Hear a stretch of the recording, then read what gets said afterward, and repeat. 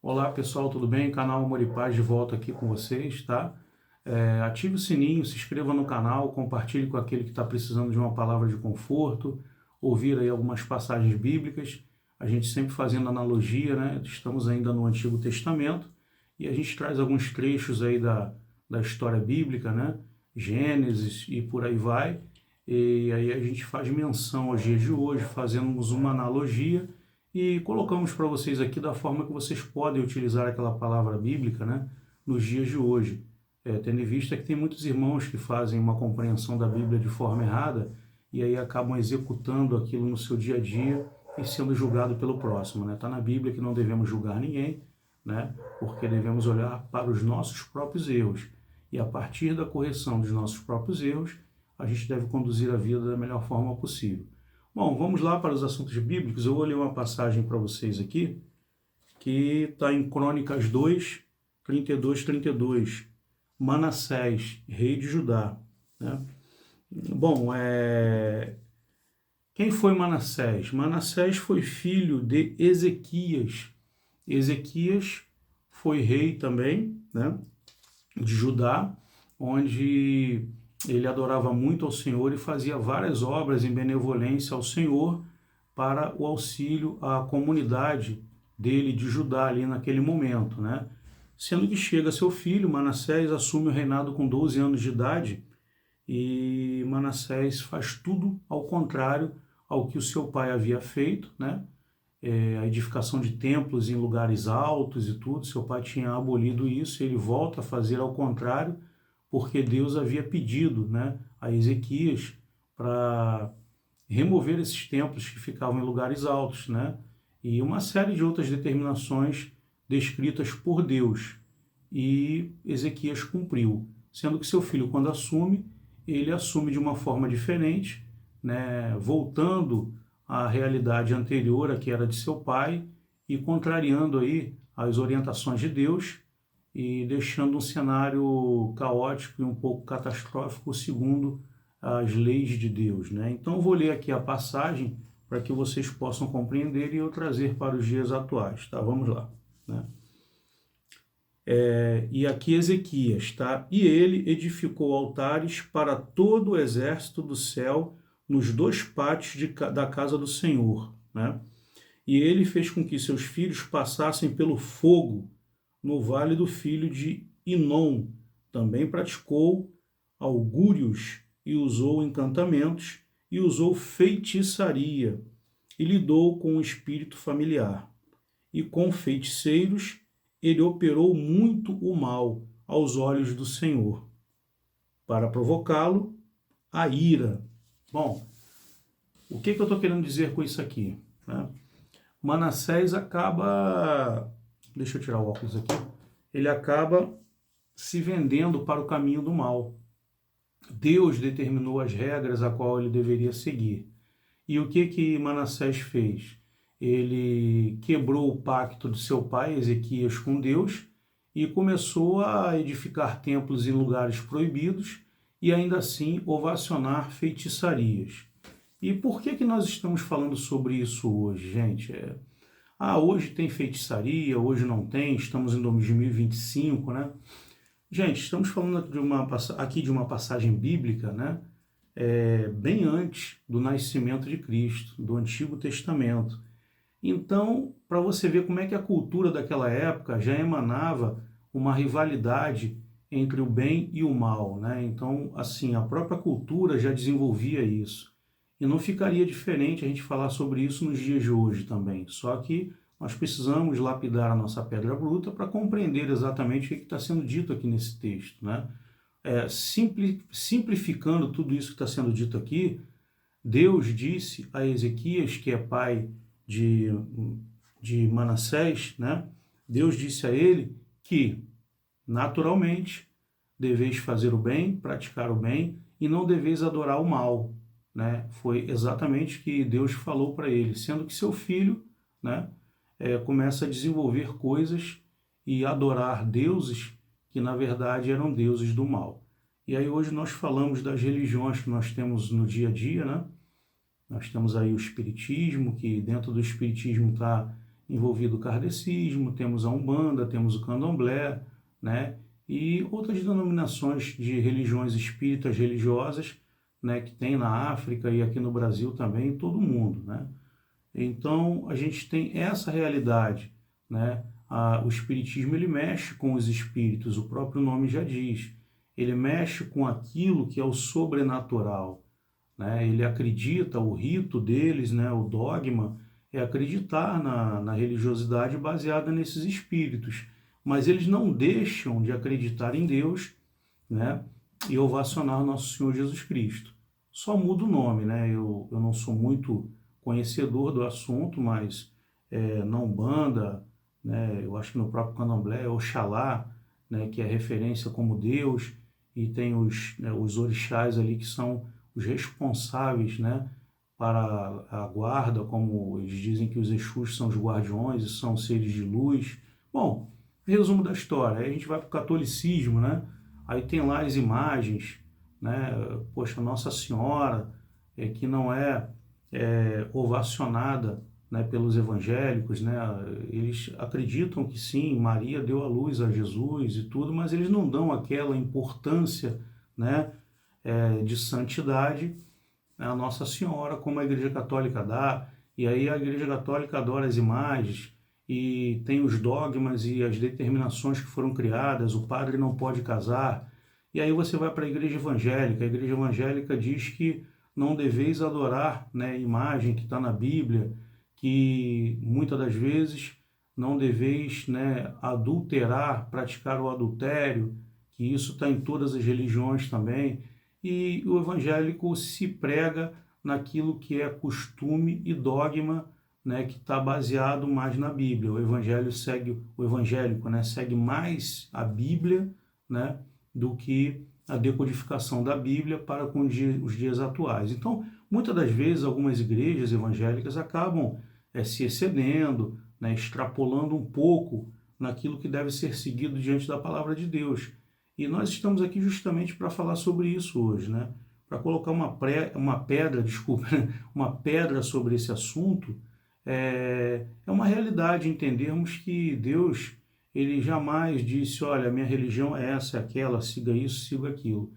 Eu costumo dizer o seguinte, de acordo com o que está aqui no texto bíblico, que o importante é você amar a Deus como sendo o seu Deus, né? Ser temente a Deus, amar a Deus, amar a Jesus Cristo, ser um seguidor de Cristo, que foi um camarada que esteve aqui pela terra e deixou um exemplo maravilhoso de amor, de bondade, de benevolência, né?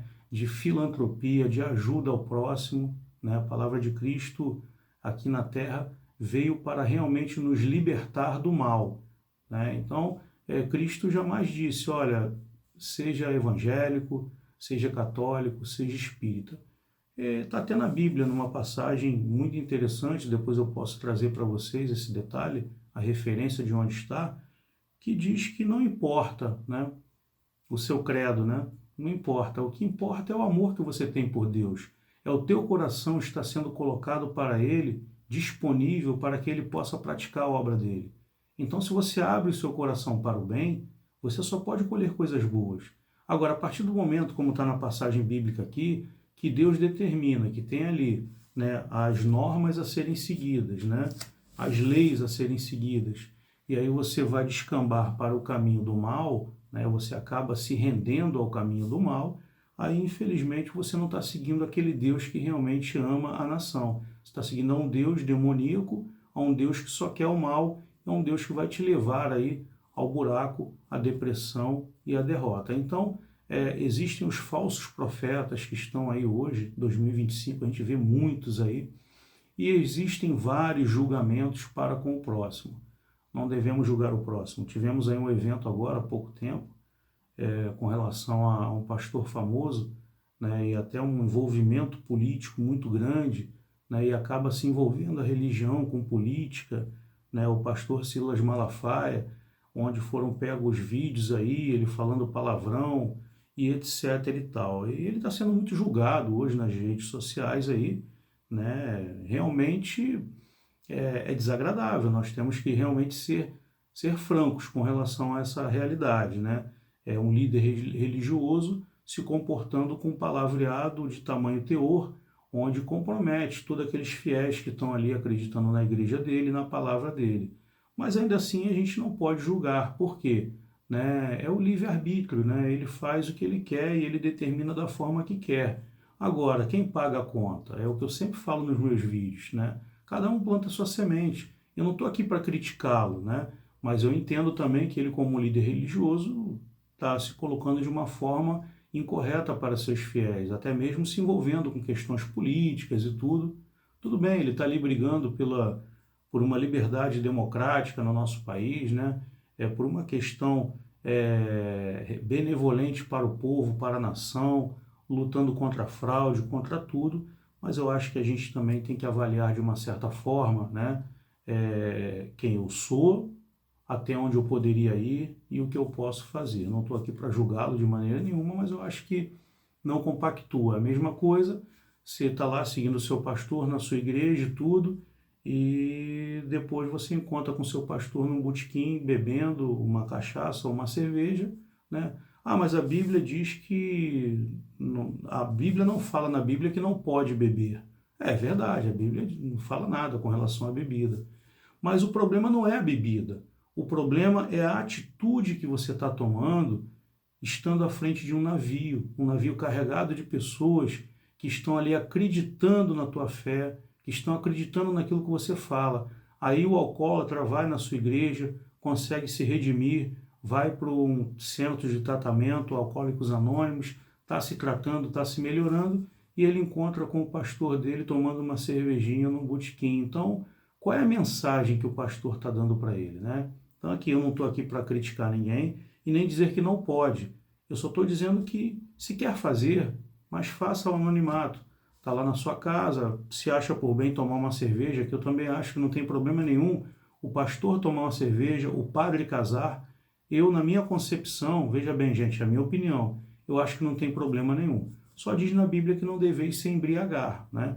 E não deveis ser um camarada errado na vida e que venha cometer o adultério. Então, assim, o padre pode casar? Na minha concepção, deveria constituir uma família, né? E seguir um caminho correto, porque o bem, o amor e a paz, ele está atrelado a essas condições, tá certo? Então, eu estou aqui trazendo para vocês aqui um recado muito importante. Se você está vendo que o caminho que você está trilhando é o caminho do mal, não siga esse caminho do mal. É o que está aqui na Bíblia. Deus falou, olha, o caminho é esse aqui, eu sou a verdade, a cura, eu sou a fé, eu sou o caminho e a verdade. Então, aí você vai desconsiderar tudo isso e vai partir para o caminho do mal. Aí sim está errado. Agora, não tem problema nenhum você ser evangélico, ser católico, né? Ser candomblessista, né? Ser umbandista, né? Ser kardecista, ser evangélico, protestante, não tem problema. É o seu costume, você se adequou bem àquela religião está te fazendo bem, continue. Vai lá, é bacana isso. Agora, é legal você continuar na religião, mas fazendo bem, pregando bem, sabendo que você está do lado do bem. Agora, quando você procura um lado negro da coisa, o que você está plantando é o que você vai colher. Então, assim, não devemos ter ódio, ganância, orgulho, vaidade, ter olho grande na vida das pessoas. Muito pelo contrário, a gente tem que torcer para que todo mundo, né, consiga crescer, consiga evoluir, né, ficar feliz com o sucesso do próximo. Se eu não conseguir, mas que o meu irmão possa conseguir, não ter essa competição, essa rivalidade de quem pode mais, porque isso só leva à ganância, ao orgulho e à vaidade. E aqui está aqui o grande pulo do gato para que você possa levar uma vida tranquila. Não se preocupe com a vida do próximo, não julgue o seu próximo, né? Como Jesus disse, que atire a primeira pedra aquele que nunca errou, né? E acabou que ninguém atirou a pedra, porque todos eles estavam em pecado, né? Então, assim, antes de querer tirar o cisco do olho do seu irmão, olha nos seus olhos, perceba, olha no espelho e veja o tamanho do cisco que tem nos seus olhos. De repente é maior do que o do seu irmão. Então é melhor você se preocupar com o cisco que está nos seus olhos, tá bom, meus irmãos?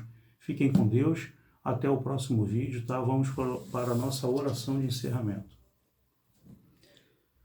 Senhor, que o Senhor possa agraciar a casa de todos os irmãos no planeta, todos aqueles irmãozinhos que estão nos hospitais, enfermos, necessitando de um auxílio, de um apoio, que a energia branca do universo, a energia que cabe em Ti, Senhor, que possa ser disseminada em todos os nossos irmãozinhos que estão aqui nesse planeta Terra, Senhor.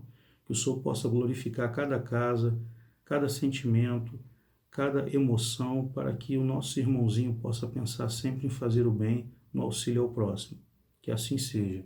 Amém. Até a próxima, pessoal. Ative o sininho lá para receber novos vídeos, tá bom? Fiquem com Deus.